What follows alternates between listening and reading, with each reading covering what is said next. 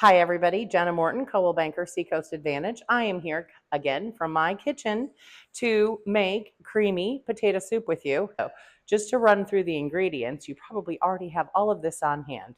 Chicken broth, water, potatoes, onion, minced garlic, butter, flour, cream cheese, heavy whipping cream, salt, pepper, and assorted herbs. So what we're going to do is we're going to go ahead and get started. You do need 2 pots for this. So I already have 1 cup of water in a pot, and I'm going to put 3 more cups of chicken broth in. My cup holds 2, so I just need to get another cup of chicken broth. And we want that to come to a boil because ultimately we're going to be putting our potatoes in there to cook. So we're going to get this going to a nice boil. While we're waiting for that to boil, we're going to chop a half an onion, as well as it called for 5 large potatoes. I have 10 small potatoes here. I think we're going to be just fine. This is going to make a lot of noise, so I'm going to pause and I'll be back as soon as I have some diced. So in my large stock pot, which ultimately that's where we're going to be putting everything, I've already got some butter in the pot melting, and I'm going to add these onions, and we are going to cook them for about 5 minutes, maybe a little bit less, just till they're translucent.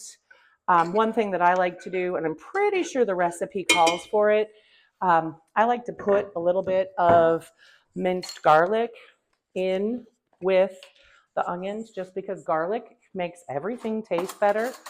I will tell you, I've done this recipe before, and it does need a little bit of extra flavoring in it, but we're going to get to that when we go to the seasoning part.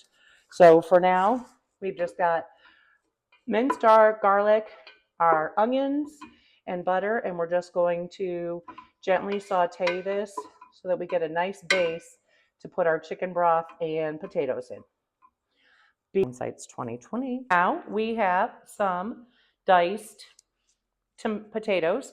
We are going to gently put this in. As you can see, our water and chicken broth is at a slow rolling boil. So we're just going to get all of this in here. The potatoes we need to cook for about 10 minutes. So I'm going to set a timer for 10 minutes, and I'll see you right back here. Okay, so our potatoes have been on for 10 minutes, and as you can see, they are cooked. So I'm going to kill the heat on that. Now we're going to put 3 tablespoons of flour in with our garlic and our onion and make a little bit of a roux. I did add a little bit of salt and pepper into this, and we'll add it again. I like to do it as we go.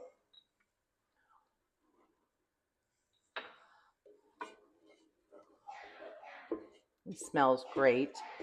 Now, just to give you ideas, while you're waiting for your soup to be 100% done, I always like to have a little bit of a protein with my meal.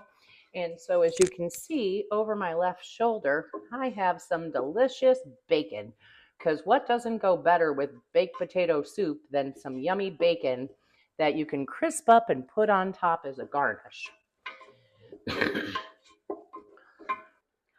All right, I just put all of the potatoes in with the onion and garlic mixture. Now it says to do it in 2 parts. I find it just as easy to transfer it all over at once. The other thing that it says, I like my soup with a little bit of base, not complete cream. So you can use a emulsion blender to make it completely creamy. I find it just as tasty with a little bit of chunks, and it makes it a little bit heartier to, with the actual chunky potato. So I am going to give it a couple of mashes just to get some of the bigger pieces done. But overall, it's still going to be amazing. Now, here comes the fun part, and this is where we are editing the recipe. The recipe calls for 4 ounces of cream cheese. which we've got right there. Now, I'm going to also use this little cheddar cheese that I have just to give it a little bit more flavor. And then I also am going to use some queso Velveeta simply because I really like it cheesy. So we're going to get all of that in there, push it down so that it can get going.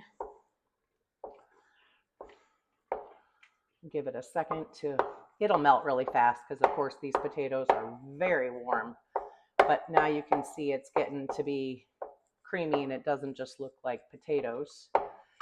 In addition, we are going to put you can use heavy whipping cream or half and half. I've made it with both. I prefer the heavy whipping cream.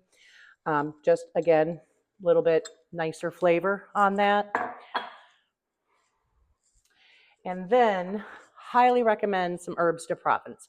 The only thing that it calls for is salt and pepper. It was a little bit bland. Once I put the herbs de Provence in, it was fantastic. So I'm just going to give it some nice generous shakes to get that in and going. And of course, we need our salt and pepper. If you don't know what this is a pepper cannon that the grill master in my life had to have, but look at how much pepper that was with just 2 cranks. Highly recommend. He found it on Smokin' Dad Barbecue. But if you just Google pepper cannon, if you're a cook person and really like your pepper, you will absolutely love this kitchen gadget.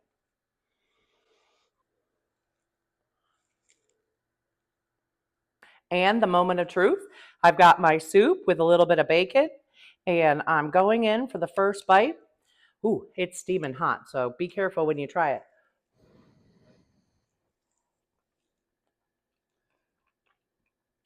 Very good. It's got nice flavor. Probably could use just another shake or two of pepper, which I'm going to go ahead and do.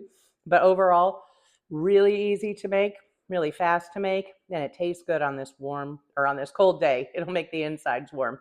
Have a great afternoon. Talk to you soon.